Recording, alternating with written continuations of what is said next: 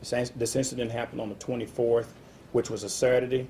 I had Dr. Robertson in there conducting an initial evaluation of Ms. Chambers that Monday morning. And we had to actually produce a motion in court order to get it done, but I did in fact get it done just that quickly, and the timeliness of it all was extremely critical. So while the state was relying upon eyewitness testimonies of what they observed at the scene, I went a step further. I too talked to eyewitnesses that were there, but I went and had someone who was qualified to tell us what it was exactly we were seeing. So we weren't hiding behind that at all. And yes, it's appropriate that the prosecutor would say that, but unfortunately it's inaccurate. What, today, lots of people have described it as gut-wrenching and long day in the courtroom. Several times I saw Adacia crying during the victim statements. What did she share with you? She spoke for herself today. We got to hear from her for the first time about her own thoughts, but what did she share with you throughout the day, hearing countless victims? I'd have to, in order to get there, I got to back up a little bit. Prior to negotiations beginning, maybe shortly after Christmas, a couple of days after Christmas, the state actually reached out to us, and for the first time, what's interesting, this case probably could have been resolved months ago had there been at least the notion of entertaining a plea offer being introduced to us. It never was. So we started preparing for trial. We continue preparing for trial throughout this entire process. When the state reached out, as we are obligated to do by law, I can't withhold that information from us. I then went and visited with Ms. Chambers, and again, to the extent that I can share, I will share that she appeared immediately interested in trying to resolve this in lieu of trial. You have to understand that she's been in custody now for some 15 months. And what's important to know about that 15 months of being incarcerated, she has been on a constant regimen of well-controlled, balanced medications that have her stable. She's able to think for herself, and as such, the law puts her in a position where she can give me direction as to what she wants to do with this case. So from the very moment that it was being entertained of a plea offer, Ms. Chambers showed immediate interest, and it wasn't long thereafter she even took it a step further and made it abundantly clear to us that she did not want to go to trial. That leads me to a quick question. You mentioned the mental illness. She's been now sentenced to the Department of Corrections. Will she continue to get that care, and is there a possibility she will be able to get further help for her mental illness while in the Department of Corrections? Well, that's a concern. That should be a concern for us all, because here's what's interesting, and here's what we know, and of course Dr. Robertson can provide us a lot more information on that than I can, but I can tell you when I say that our mental health care system in the state of Oklahoma is in shambles and broken and needs to be fixed. This includes, as the treatment that those that are in custody right now are receiving.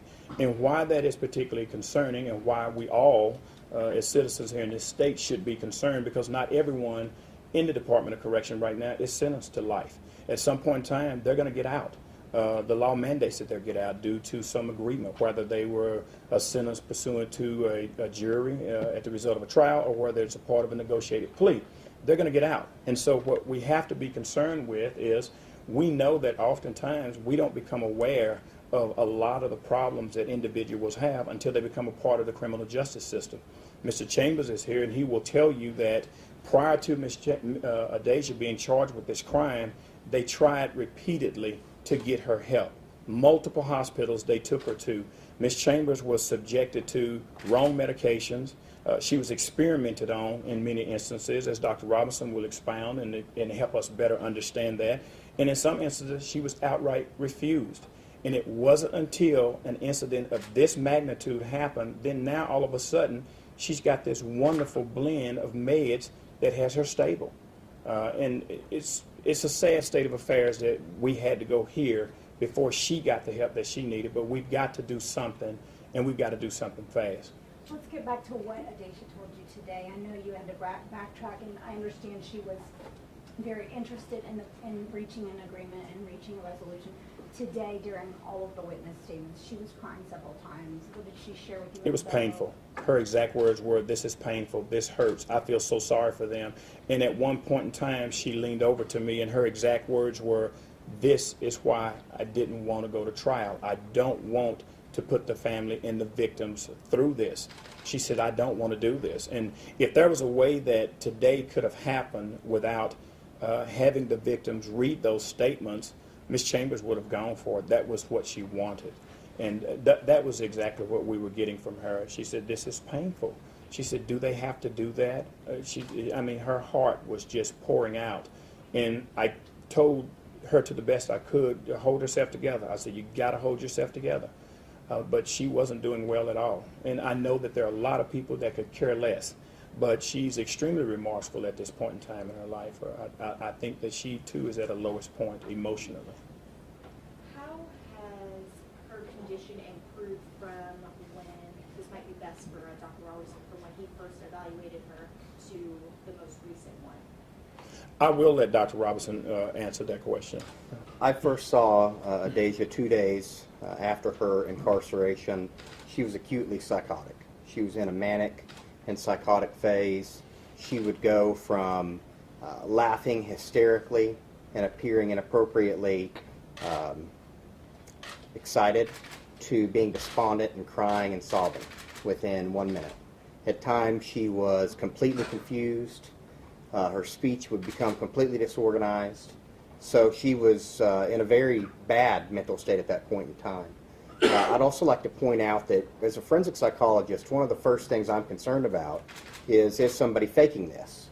Because we do see that, obviously, in the criminal justice system.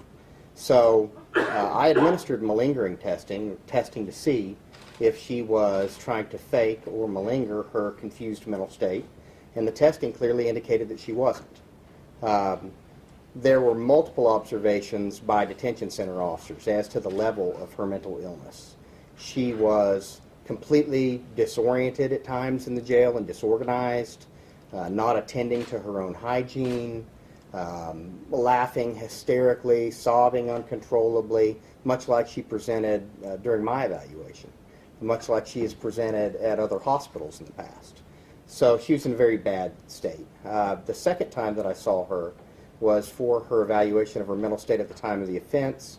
At that time, she was receiving antipsychotic and antidepressant medication, and her mental status was perfectly clear.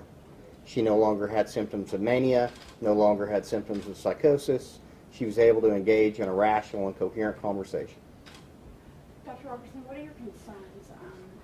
Because the plea wasn't for reason of insanity today, what are your concerns about her going into the DOC versus Benita or someplace like that with mental health? Well, there is treatment within the Department of Corrections. I mean, obviously, I think it's not the same type of treatment you would get within the Department of Mental Health, where the sole focus is really on treatment. There are psychiatrists or psychiatrists on contract at the detention centers. There are psychologists there as well, so she'll be able to receive psychotropic medication. Past that, I can't tell you. So you think she will be okay in the DOC as long as she stays on her current medication regimen? Is that your Well, mental illnesses can wax and wane. I mean, if a person's under a period of stress, even if they're on the same medication, they can decompensate and become symptomatic again. But as long as she's closely monitored and she receives medication, you hope that that doesn't happen. I think we'd probably like to hear from Dad if possible. Absolutely. Can you tell us, did your daughter contact you when she was talking about doing this plea? Can you just kind of take us through the last couple of weeks in your contact with her? I hadn't really talked to her that much. I've done my communication through Tony and Mr. Coleman, and he told me what her wishes were, and my concern was she competent enough to be able to make that decision? Was she getting the right choices? And I was satisfied today when the judge asked her all the questions and made sure she was doing what she wanted to do. And she got me a message that this is what